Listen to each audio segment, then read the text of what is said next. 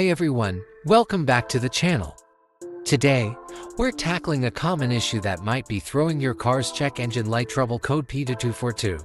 If you've scanned your car and found this code, don't worry. I'll walk you through what it means, why it happens, and how to fix it step by step. Let's dive in.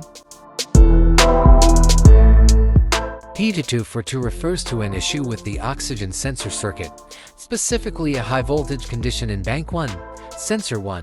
This sensor monitors your engine's air-fuel ratio, and when it's not working correctly, it can affect your car's performance and fuel efficiency. Check engine light is on. Decreased fuel efficiency. Rough idling or hesitation during acceleration. Increased emissions.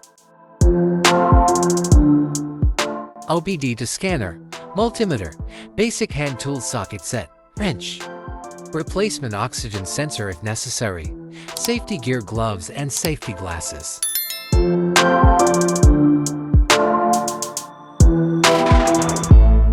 This oxygen sensor is located right before the catalytic converter. Bank 2 is on the side with the cylinder number 2.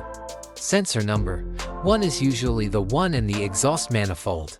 Visually, check the oxygen sensor's electrical connections, wire harness, and metal tabs for any damages.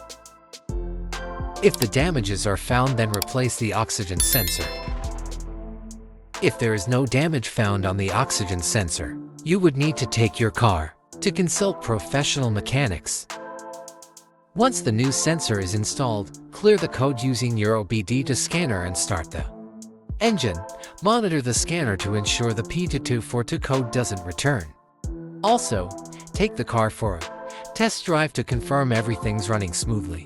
And that's it. Fixing a P2242 code is straightforward with the right tools and a little patience.